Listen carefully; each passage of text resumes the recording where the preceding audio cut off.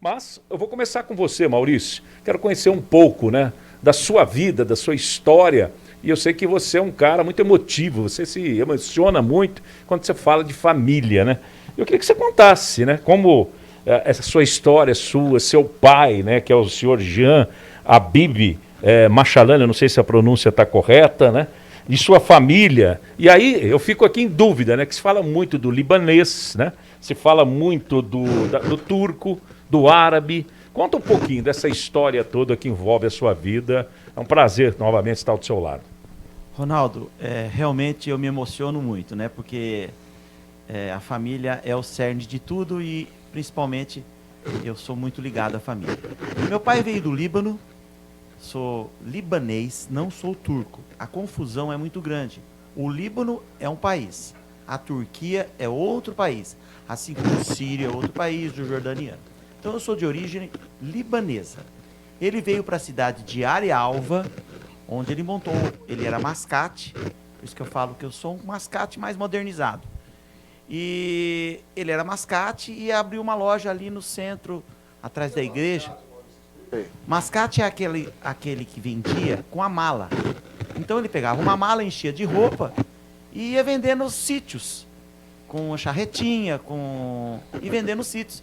E por isso que o árabe ele tem muito essa tradição. O árabe ele não tem tradição, por exemplo, da planta, ele não é agricultor, o árabe ele é comerciante.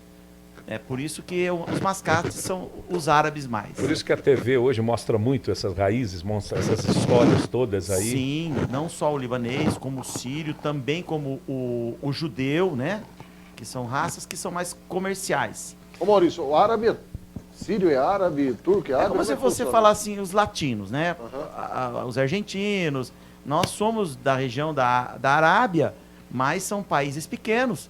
Por exemplo, se você atravessar o Líbano, é do tamanho da região de Ibitinga, Tabatinga, Araraquara. É uma região muito pequena. Então, se você atravessar daqui para São Paulo, você atravessa 4 países. Então, é uma região muito pequena, são muito montanhosas. E o Líbano é um dos países considerados um dos países mais lindos do mundo.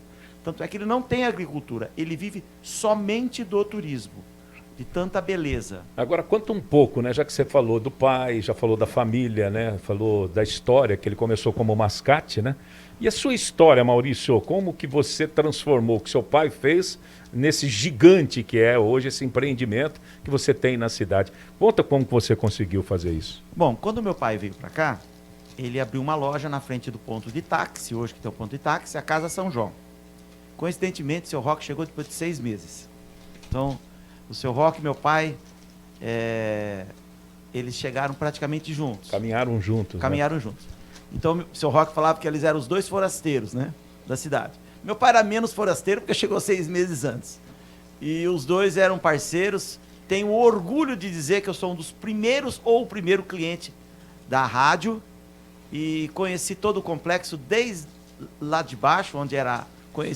Eu frequentei a rádio Ibitinga, lá onde é o cinema, depois hoje não é Cine mais... Ibitinga, né? Cine Ibitinga. Frequentei aqui, eu estava entrando aqui, lembrando quando o seu Roque comprou aqui, e meu pai e seu Roque eram muito próximos. Ô Maurício, seu pai chegou rico pra cá já ou não? Coitado, meu pai. Coitado, meu pai era mascate. Meu pai teve um pouquinho mais de chance, porque casou com a minha mãe, que o meu avô já era comerciante aqui, então tinha um pouquinho a mais. Mas coitado, meu pai morava em casa alugada, com muita dificuldade.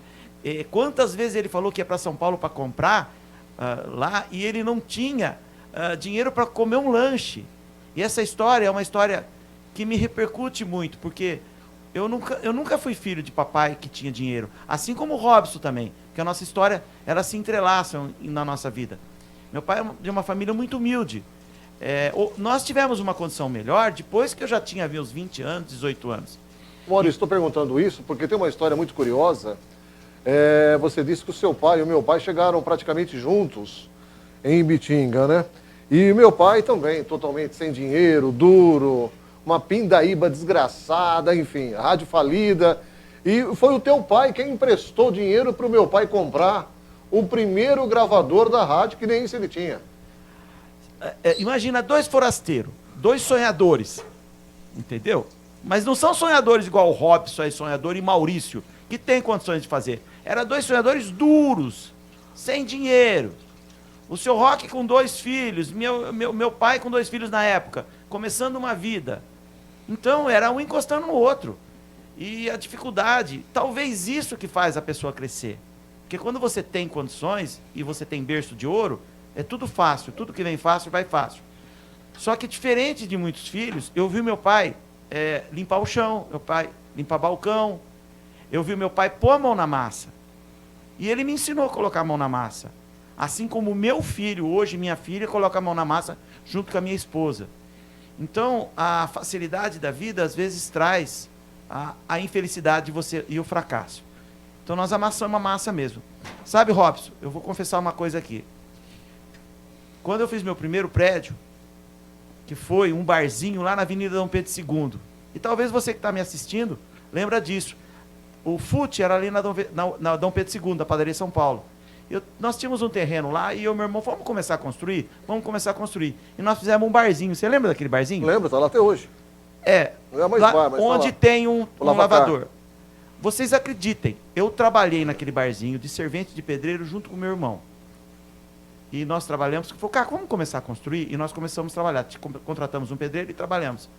E o pessoal ali no bar, que ficava ali na frente, ficava tirando sarro que nós estávamos trabalhando. Então eles punham o nosso apelido de ó os porcão, que nós ficávamos sujos, né? Em vez dos turcão, ó os porcão. E quantos nos humilharam lá da frente e tiravam sarro lá do bar do... antigo bar do Canguru ali, não o Canguru, e sim as pessoas que frequentavam, que a gente trabalhava, e lá no posto. Eu garanto para vocês, os turcão e os porcão fizeram várias construções na cidade.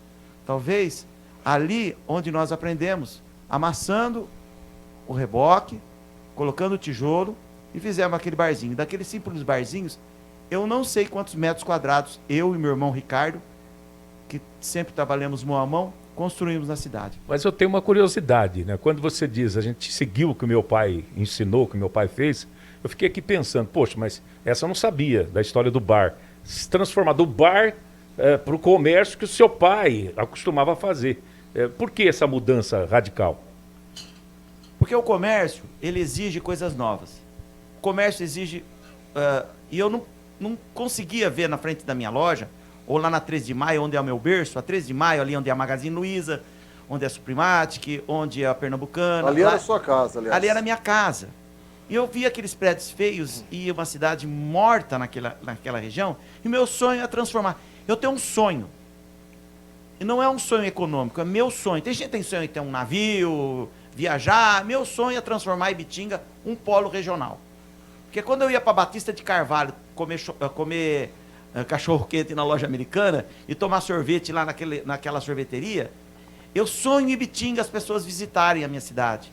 E para isso, comecei a fazer os prédios, fazer as instalações e modernizar minha loja. A gente trabalhava junto. E é isso a história de progresso, traz progresso para todo mundo. E é isso daí que nós sempre priorizamos. Eu e minha família, principalmente meu irmão, que é meu braço direito, esquerdo, minha cabeça, minha perna e meu corpo.